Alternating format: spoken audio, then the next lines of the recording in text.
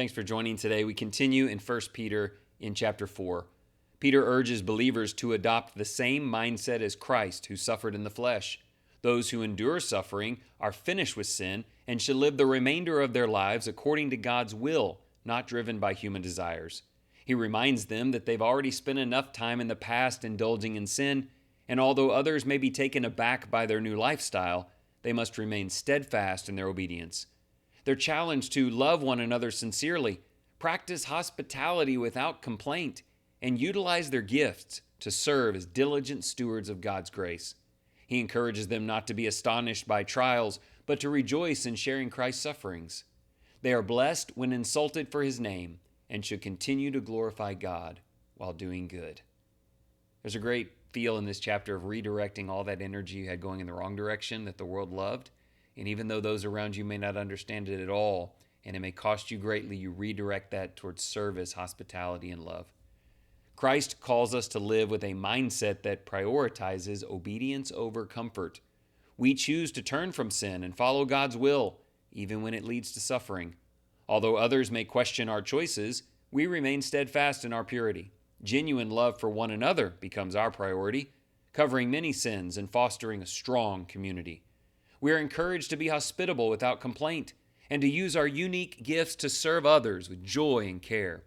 When hardships arise, we do not view it as meaningless. Instead, we rejoice in sharing in Christ's sufferings, knowing he is with us.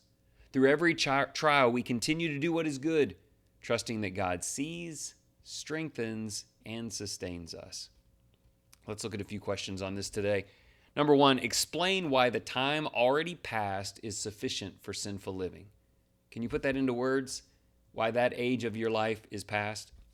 Why will you now live the rest of your life in the likeness of Jesus? What's the reason for that? What motivates you? Question two, why does the world often malign Christians for their lifestyle? Why is it essential to have a fervent relationship with believers? So there's two things going on there. The world, for some reason, they just cannot stand the stances of Christians against sin. Why does that happen? You can think on that. But then, don't you understand the need that God's people have for each other? We are people who are strangers and aliens uniquely following Jesus. And so you break away from one, you bind to the other. Question three, are you surprised when people in the world revile you for your faith?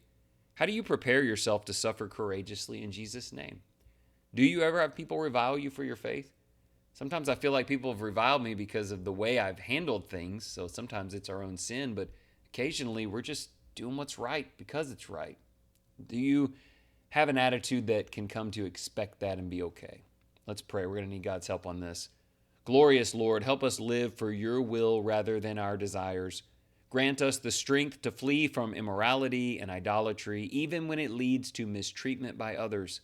Fill our hearts with deep love and support for one another, and teach us to serve with joy and humility. May we offer hospitality with a willing spirit and use our gifts to bring your glory. When trials come, help us rejoice in sharing in the sufferings of Christ. Let us not be ashamed, but praise you in all things. Keep us faithful and steadfast as we do what is good. In Jesus' name. Do you plead for God to help you stay faithful and steadfast? Let us never be ashamed of him, ever.